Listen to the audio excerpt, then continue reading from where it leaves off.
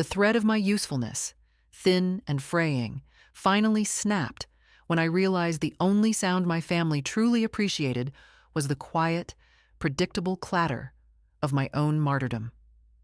I am Elena, 67, and for decades, my life has been an exercise in relentless, unpaid service. My existence was defined by the precise timing of dinner, the immaculate cleanliness of the baseboards, and the immediate silent availability of my emotional and physical labor. I was the reliable engine of our family's comfort, but engines are not seen. They are merely expected to run. The humiliation I swallowed was a slow, cumulative poison, administered in small, daily doses of casual contempt. My daughter, Clara, a woman whose aesthetic standards were as ruthless as her ambition, often launched the first assault, usually over the phone while I was folding laundry she had neglected. "Mom," she'd sigh, the word laden with world-weary judgment. "You dress like the clearance section of a forgotten thrift store. Can't you just wear something flattering? You make me look bad when we go out." It wasn't about the clothes. It was about the disappointment I represented, the failure to evolve into the sleek, modern mother she felt entitled to claim.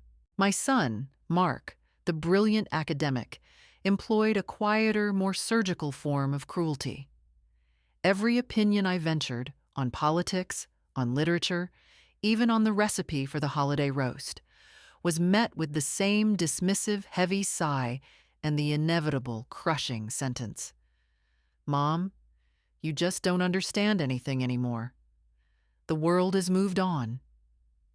His pity was worse than Clara's criticism. It wasn't just a critique of my intellect. It was a scheduled retirement of my entire relevance. And then there was Edward, my ex-husband, who had left 20 years ago for a younger, brighter model, but who still felt entitled to drop by occasionally, usually to pick up his dry cleaning or drop off tax documents, just to deliver one final wounding observation. "Elena," he'd comment, running a critical eye over my tired face, "you've aged badly. You really should take better care of yourself. But then again, you never were very good at effort, were you?" The sheer audacity of his continued entitlement, his casual, lingering cruelty, felt like a structural flaw in the universe. I had spent 50 years trying to prove my worth to a circle of people who seemed happier when I was miserable, when my unhappiness confirmed their superiority. Why do we keep showing up for people who only acknowledge our presence when we perform the role of the predictable martyr?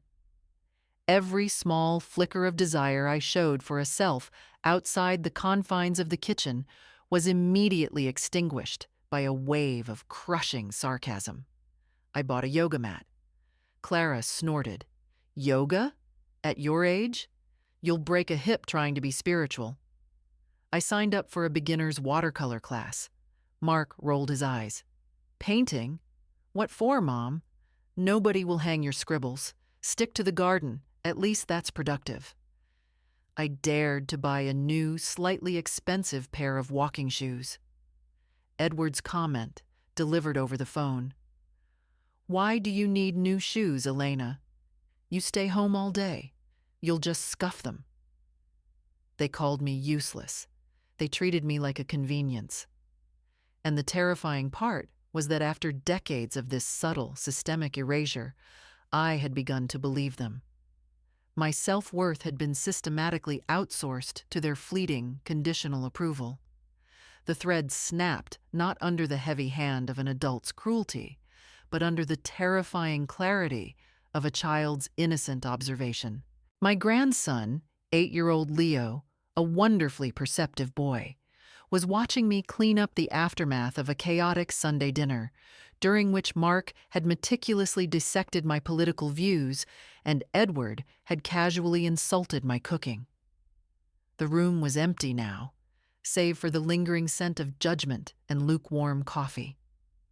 Leo stood in the doorway, clutching a battered dinosaur toy, his brow furrowed with the seriousness only a child can muster. "Grandma?" he asked, his voice low and troubled. "Why do they talk to you like you're not a real person?" The question was not a challenge.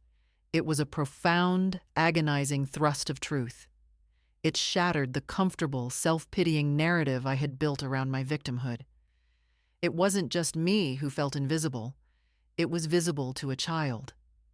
The subtle abuse had become loud, obvious, and was now being taught as a generational pattern. I knelt down, meeting his earnest, worried eyes. The truth of his question hit me with the force of a physical blow. They didn't talk to me like I wasn't a real person because I had stopped behaving like one. I hugged him tightly, a sudden, fierce rush of resolve hardening the soft, compliant center of my chest. "They won't, darling. Not anymore." That night, after the last dirty dish was stacked, the lights were turned off, and the silent house settled into its familiar pattern of neglect, I went to my bedroom. I didn't storm out. I didn't announce my intentions.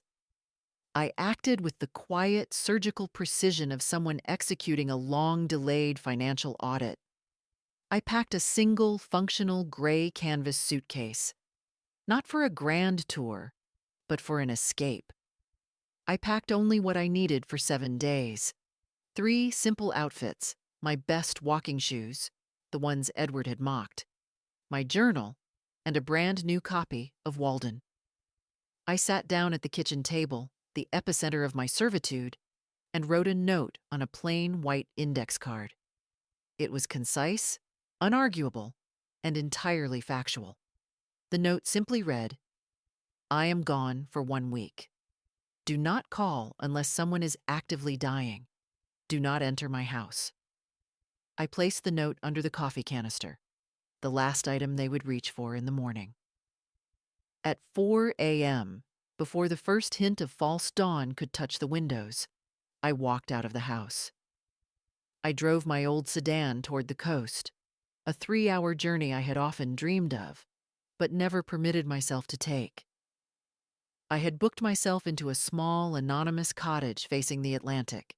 It was a place dedicated to silent meditation and self-reflection, a retreat that promised no judgment, no expectations, and no demands. As I checked in, the woman at the desk handed me a small basket. "There is a strict rule here, dear," she said gently. "All devices must be turned off and placed in the basket until your departure."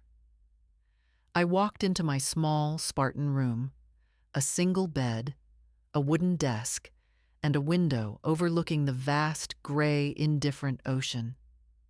I sat on the edge of the bed, took out my phone, and with a slow, deliberate movement, pressed the power button.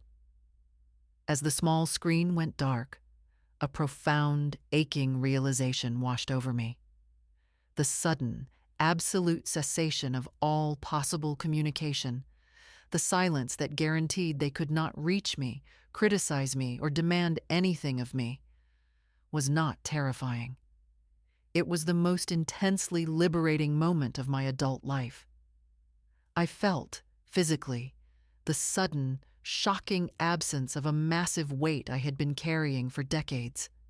The weight of their expectations, the weight of their sneering judgments, the weight of my own desperate need for their fleeting, poisonous approval. My life had been so heavy. Now, without them, I felt light. Absolutely, irrevocably light. The 7 days were a blur of cold ocean air, endless, rhythmic meditation, and the slow, agonizing process of listening to my own unedited voice. I walked the deserted, windswept beaches for hours.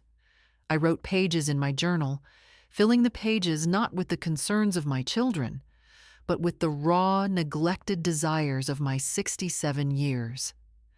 Did I ever truly want to be a housewife? Or was it the role that offered the least resistance to Edward's towering ego?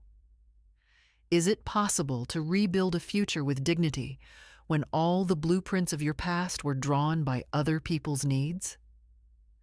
I spent one afternoon watching the waves relentlessly crash against the immovable granite seawall. The ocean didn't care about the wall, or the resistance, or the force required. It simply flowed. It simply existed. I realized my life had been spent trying to be a permeable membrane, absorbing all their negative energy. Now I wanted to be the granite, solid, unmoved, and utterly indifferent to the incoming tide of their disappointment. The food was simple, the schedule monastic. The only sounds were the wind and the surf. I didn't miss them. I missed me, the vibrant, intellectual, deeply curious young woman whose voice had been extinguished by a lifetime of domestic administration. On the 6th day, I packed my bag. I was no longer the Elena who left. I was something harder, quieter, and entirely self-possessed. I had performed a massive, necessary excavation of my soul, and I returned not with a list of grievances, but with a strategic plan. I drove back early on the 7th morning, arriving before dawn. The house looked exactly as I had left it, immaculate, silent, and entirely reflective of my past servitude. I walked in, the key turning smoothly in the lock. The note, the single index card, was still under the coffee canister. They had obeyed the one instruction I had given them. They had been paralyzed by the sheer, uncharacteristic finality of my absence. The immediate reaction, once they realized I was home, was chaotic, predictable fury. Clara rushed over first, her face a mask of frantic, self-centered worry. "Mom, where were you? We were worried sick. Do you know how irresponsible that was? Mark had to come over to find his clean shirts. We thought something terrible had happened." "Something terrible did happen, Clara," I replied, meeting her gaze, my voice level and quiet. "It happened every day I was here." Mark followed, his face tight with intellectual offense. "Mom, you can't just leave without warning. That's emotionally manipulative. You destabilized everything. We couldn't even get Edward to fix the leaky faucet." "You're right, Mark," I conceded, walking past them both toward the front door, pulling a small, labeled package from my coat pocket. "I did destabilize your convenience. That was the point." I reached into the package and pulled out a small steel tool. I looked at the old, familiar lock, the lock that symbolized my constant accessibility. Without a word, without explanation, I began to change the locks. The sound of the drill, the scrape of metal against metal, was loud, mechanical, and irreversible. It was the sound of a boundary being established. Clara gasped. Mark looked genuinely bewildered. "Mom, what are you doing?" Clara cried, aghast at the sudden absolute rejection of their access. I finished the job, testing the new key in the cylinder. I turned around, facing them both, my brilliant, demanding children, and felt nothing but the calm, immutable strength of the ocean I had stared at for 7 days.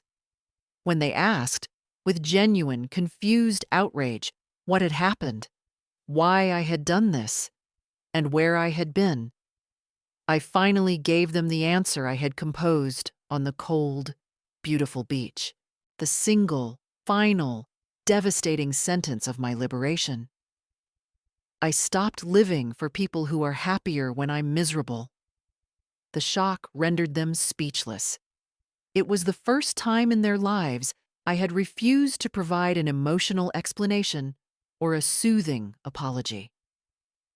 My new life began that minute. I locked the door behind them as they stumbled out, confused and defeated, into the cold, familiar afternoon. The lock clicked shut with a sharp, beautiful finality. I walked into my quiet kitchen and, for the first time in 20 years, I put on the kettle just for me. The silence was glorious, and it was entirely, fiercely mine. The morning after I changed the locks and delivered my final, unarguable sentence, the siege began. It was not a violent assault, but a persistent, whiny demand for the reinstatement of their convenience. The doorbell rang precisely at 8:05 a.m., the time Mark usually dropped off his laundry bag. I ignored it. The ringing continued, a frantic, irritated staccato sound, until Mark realized I wouldn't answer, and I heard the frustrated roar of his engine pulling away. Then came the texts, a torrent of digital aggression designed to weaponize my guilt. Clara, Mom, this is ridiculous. I need my good dress for the gallery event tonight. Let me in now. What kind of mother does this? Mark, I am officially late for my lecture because I don't have my notes, which you organized for me. Your passive aggression is deeply toxic, Elena. I need the new code. Edward, the most venomous. I need the keys to the safe deposit box. You are disrupting my financial life. You need to stop this childish tantrum and behave like an adult. I read every single message, sitting at the kitchen table with a cup of freshly brewed tea. The new silence of the house a palpable, comforting presence. I felt the familiar, reflexive clench in my stomach, the conditioned response to their demands. But this time, the feeling passed quickly. The guilt was a phantom limb. The nerve endings were cut. I replied only once to the group chat, a brief, impersonal directive. I am restructuring my life. All services are suspended indefinitely. I will contact you when I am ready to schedule supervised access to your belongings. No emotion, no explanation, no apology. The lack of vulnerability was my new armor. How many years does it take to unlearn the primal female instinct that demands you prioritize the immediate comfort of others over your own desperate necessity? The psychological adjustment was the hardest part. The house, once my sanctuary of service, now felt like a vast, empty expanse demanding a new purpose. The sheer freedom was terrifying. I found myself walking into the kitchen at the precise moment I used to start Edward's breakfast, my hands twitching, anticipating the task. When I realized there was no task, only silence, a profound sense of despair would momentarily surface. I had been defined by my utility. Now, I was defined only by my existence. I took the first tentative steps toward reclaiming the self they had ridiculed. I unpacked the yoga mat. I laid it down in the living room near the large bay window. I turned on a quiet, instrumental piece of music. Not the loud, demanding music Mark preferred, but something gentle, fluid, and entirely for me. The first attempts at the poses were clumsy, painful, and deeply humbling. My body was stiff, betraying years of emotional compression and physical servitude. As I tried to hold a simple warrior pose, my arms shook, and the bitterness flared. Bitterness that I had ceded my physical vitality to people who scorned it. But I persisted. The effort was not about fitness. It was about occupying my own body. It was about telling myself, through strained muscle and deep, controlled breath, that I was still capable of generating strength from within. The next day, I retrieved the watercolor set they had mocked. I set up a small easel by the window, ignoring the dust of years.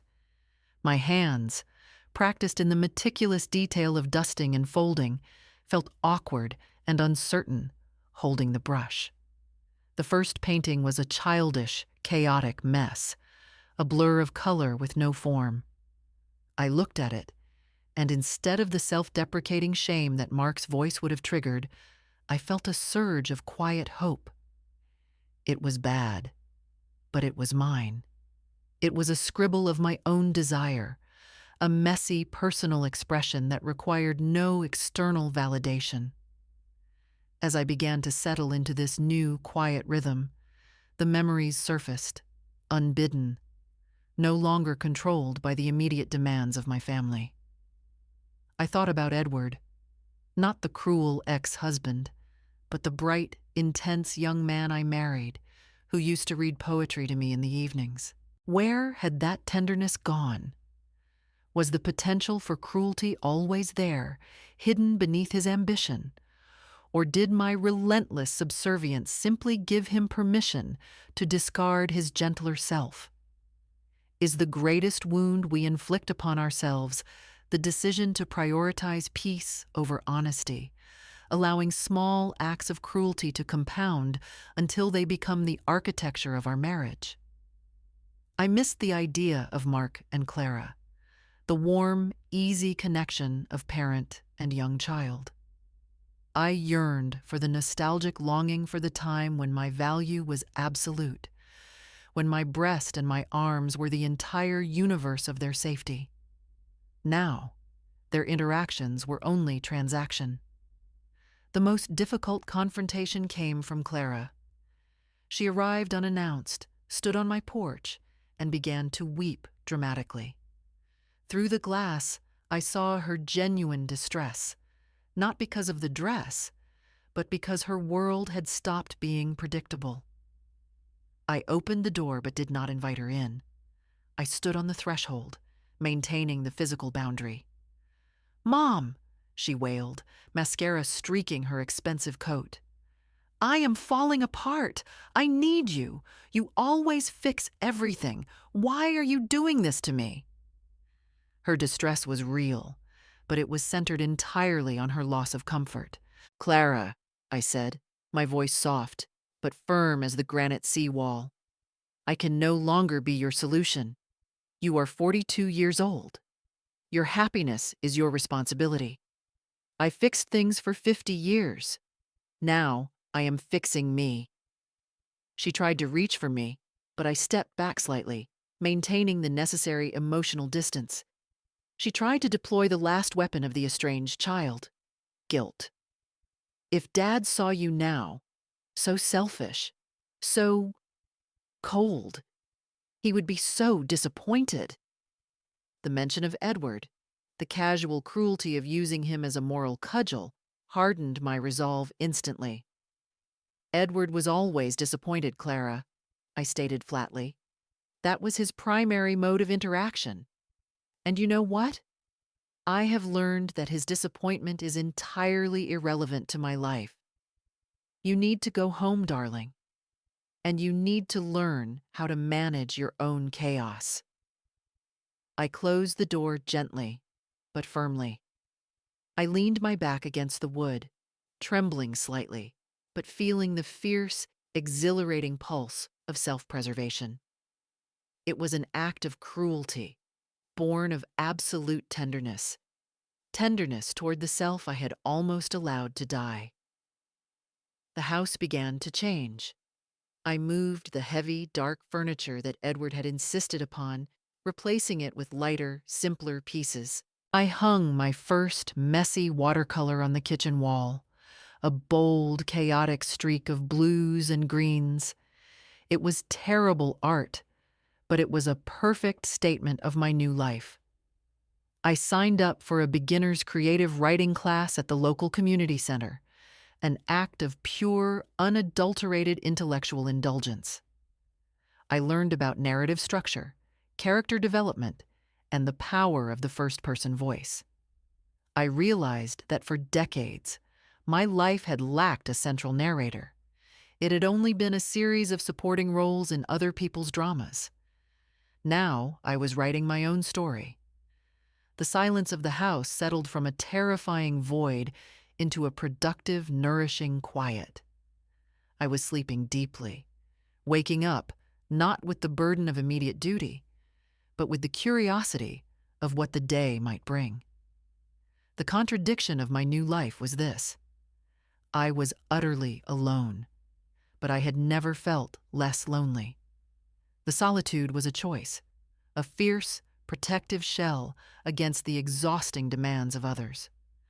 I knew the true test was yet to come, the moment when their initial shock wore off and they attempted a more sophisticated form of manipulation. But I had my granite sea wall, and I had learned, finally, that the most important approval I needed was the one I gave myself. My journey had just begun. The old Elena was gone. The new Elena was still learning her name, but she was listening, breathing deeply, and she was entirely, gloriously unscuffed. The family's initial shock quickly evolved into a more dangerous, organized strategy: pity and strategic engagement. They realized that fury and demand were ineffective against the locked door and my quiet resolve. They needed to make me feel needed again, but on their terms. The catalyst for their new assault was the impending holiday season, the time when my domestic services, the complex logistics of hosting, cooking, and emotional management, were most indispensable. Clara sent an email, meticulously crafted, devoid of the previous venom. It was filled with nostalgia and a calculated appeal to my maternal duty. Clara, email subject: thinking of old times. Mom, I was just looking at the photo album from Christmas 2012. Remember the way you always managed to make the house feel so magical? It's hard to imagine the holidays without your touch. Mark and I were talking, and we realize we haven't been supportive of your need for space. We want to make it right. We'd love for you to join us for Christmas dinner, just a quiet, small affair. And maybe you could bring that perfect plum pudding you always make. We miss you, Mom. We miss the real you. The message was a sophisticated snare, wrapping my value entirely in my past performance. They missed the plum pudding. They didn't miss me. They missed the perfection of my service. When a child expresses love only through the lens of their own convenience, does accepting that love diminish the self or simply confirm the transactional nature of the relationship? I felt the familiar, corrosive pang of maternal guilt. The holidays were my domain, my performance. The thought of them struggling, the table imperfectly set, the pudding absent, it brought a quick, sharp stab of anxiety. I walked to the easel and stared at my terrible, magnificent watercolor. I had to choose between the comfortable, familiar role of the martyr and the frightening, uncertain identity of the artist. I composed my reply, concise and absolute. Elena, reply subject, thinking of old times. The real me is currently studying the narrative structure of Chekhov. I will be traveling during the holidays. Please hire a caterer and an event planner. I am unavailable. The refusal was not brutal. It was simply factual. I refuse to be dragged back by the twin chains of nostalgia and convenience. The old Elena would have immediately defaulted to duty. The new Elena prioritized the pursuit of a neglected intellectual desire. The one piece of external validation I allowed myself came from an unexpected source. June. I had met June at the silent retreat, a woman 10 years my junior, a recently retired English professor who had fled her own stifling, expectation-laden marriage. We had not exchanged a single word at the retreat, maintaining the vow of silence, but we had communicated volumes across the shared dining table with only our eyes, a silent, intense recognition of shared emotional exhaustion. After the retreat ended, we exchanged emails, establishing a friendship built on mutual understanding and absolute non-judgment. I told June about the siege, the locks, the plum pudding request, and my overwhelming fear that I had become cold. June's reply was a lifeline of unsentimental wisdom. June, email. Elena, your children are throwing a tantrum because their favorite security blanket has started to bleed. The real you they miss is the compliant, predictable servant. They called you useless because it was easier than recognizing your immense invisible labor. Do not confuse their self-pity with your responsibility. You are not cold. You are simply defining yourself by your own interior temperature, not by the climate control they demand. Her words were a bracing, necessary cold shower. She validated the hidden labor I had provided, acknowledging the immense effort that had been routinely dismissed as nothing. Now, June wrote in a subsequent email, tell me about this creative writing class. What character are you writing that is finally getting to speak? June became my external check, the unflinching mirror that reflected my strength back to me when the familiar pangs of self-doubt crept in. She helped me realize that the self-care they had mocked, the yoga, the painting, was not a frivolous indulgence, but an act of self-preservation. My creative writing class became my anchor. I discovered a fierce, surprising aptitude for narrative structure. My teacher, a young, earnest man who called me Ms. Davies, with genuine professional respect, praised my meticulous plotting and my nuanced depiction of emotional isolation. I started writing a short story, a thinly veiled fictionalization of my own life, narrated by a character named Eleanor, who was forced into silence by her judgmental family. I wrote about the kitchen, the clean baseboards, the sound of the critical sigh. The writing was cathartic, but it was also strategically illuminating. I realized that my children and Edward were not villains. They were simply characters trapped in a narrative I had created for them. I had cast myself as the martyr, and they had simply played their expected roles: the demanding son, the critical daughter, the negligent ex-husband. My silence, my compliance, had been the main source of the drama. During a class critique, the teacher focused on a moment where Eleanor almost speaks her mind, but retreats. This moment, he observed, is where the narrative stalls. We want her to claim her voice. A story only begins when the protagonist decides to act. That night, I went home and rewrote the scene. Eleanor didn't just speak, she acted. She sold the family heirloom furniture and bought a small cabin by the sea. The rewriting felt like a physical realignment of my own spine. I was learning that the greatest power I possessed was the ability to re-narrate my own life. My physical appearance began to change, reflecting the internal shift. I stopped shopping in the dreary, self-effacing sections of department stores. I used some of the money I saved from not catering their events and bought a simple, beautifully tailored wool coat and a pair of elegant leather boots, clothes that were comfortable, functional, and conveyed a sense of self-respect. The new aesthetic was not about being flattering for Clara. It was about being authentic for me. My weekly yoga sessions evolved from agonizing struggles into moments of genuine, quiet strength. I could hold the poses longer. My breathing was deep and even. The physical discipline mirrored my emotional discipline. Every held pose was a silent, defiant refusal to collapse under external pressure. The turbulence of my emotional journey persisted, but the swings were less violent. There were still moments, usually late at night, when the jealousy of their easy, unfettered lives would sting, the envy that they had never had to fight so hard for the simple right to exist without judgment. But the feeling was now a passing cloud, quickly eclipsed by the sharp, invigorating sunlight of my own self-generated purpose. The holiday season arrived. I was not cooking.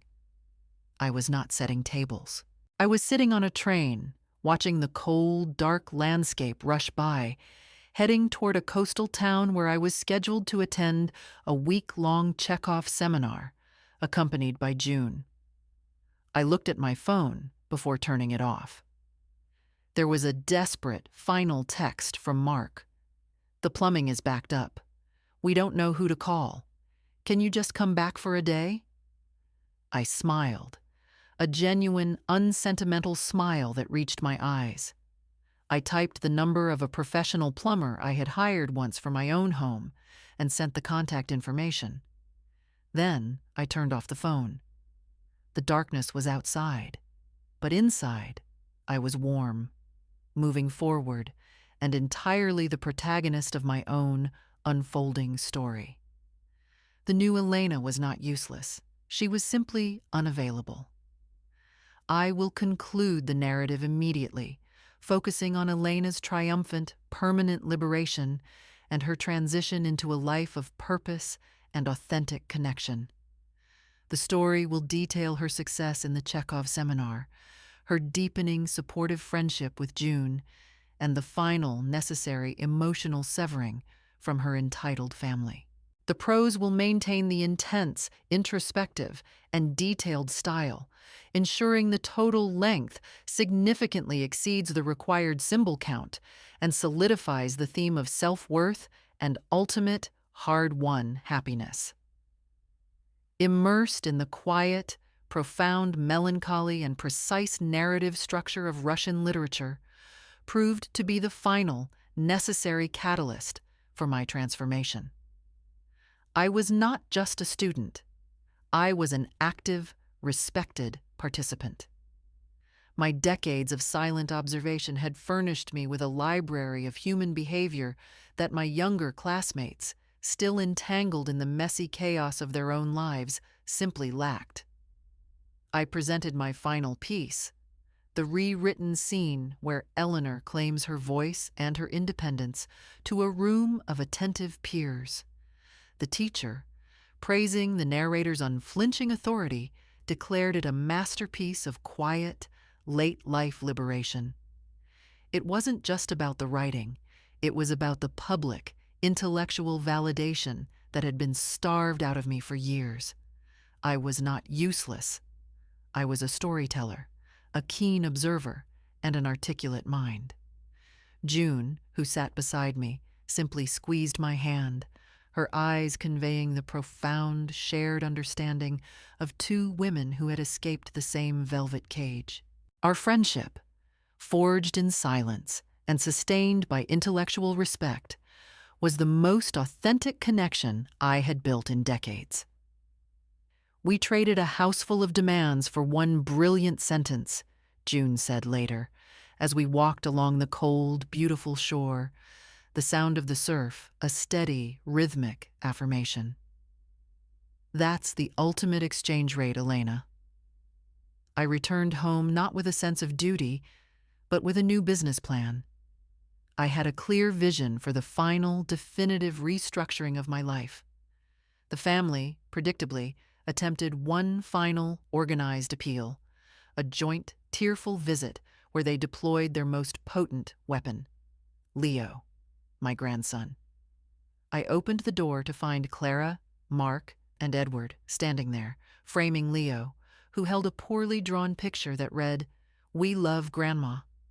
Leo, coached and coerced, spoke first, his voice small and confused. "Grandma, why do you have new locks? We miss you." Mommy cries. The sight of Leo, his innocence weaponized, sent a sharp, agonizing stab of maternal guilt through my heart, the last remaining nerve ending of the old Elena. But I held my ground. I knelt down, meeting Leo's eyes, and spoke softly, clearly, ignoring the frantic, manipulative whispers of his mother behind him. "Leo, darling," I said, "I love you absolutely, and I have to teach you the most important lesson I ever learned. Grandma must be a real person first, before she can be a good grandma." I looked up, directly at Clara and Mark, my voice firming with a final, unyielding resolve. "I will not let you use this child's innocence to manipulate my boundaries. The only access you have to me and to this house will be structured, scheduled, and entirely on my terms. You have to learn that my self-respect is not a subject for negotiation." Edward stepped forward, attempting one last arrogant assertion of control. This is absurd, Elena. You're alone. You're isolating yourself. You need us to manage things. I looked at my ex-husband, a man whose judgment I had once feared above all else, and felt only a profound, quiet pity. His entire identity was still predicated on my submission. Edward, I said, my voice barely a whisper, yet carrying the weight of finality. I am not alone. I have my journal, my easel, my books, and my friends. I have my mind, unscuffed and brilliant. I have learned to manage everything. You, however, appear to be fundamentally incapable of managing your own laundry and your own disappointment. You are now dismissed. I stood up, the movement fluid and strong, a direct result of my daily yoga. I placed a hand gently on Leo's shoulder. I will call you next week, Leo. We will have an outing, just us, to the museum. Then I closed the door. The loud, angry argument that erupted on my porch was their final, pathetic noise. I ignored it. I walked to my kitchen, put on the kettle, and felt the immense, clean silence settle. My new life continued to expand, defined by addition, not subtraction. I formally registered a small business, narrative consulting, where I helped individuals structure their personal histories and financial futures. It was a perfect fusion of my forensic skills and my new passion for story. I dedicated one afternoon a week to Leo, creating a new, healthy relationship built on mutual respect and shared intellectual curiosity. We visited museums, read complex books, and discussed ideas. A pure, unburdened connection, free from the toxic demands of his parents. My house, once a staging ground for domestic labor, was now a beautiful, light-filled space dedicated to creation. My watercolors, though still technically imperfect, were bold and joyful. I felt the profound physical certainty that I was exactly where I belonged. I am Elena, 67, and I am not a martyr. I am a protagonist. I am the architect of my own piece, the narrator of my own story, and the sole sovereign of my own time. The humiliation, the cruelty, the despair, it all became the fuel for this magnificent, self-made life. I had been called useless, but in my quiet disappearance, I had discovered the full, unstoppable power of my own essential worth. The pain of the past was the necessary darkness from which this bright, beautiful future had finally, irrevocably bloomed. My heart, once fractured, was now whole, unscuffed, and eternally happy.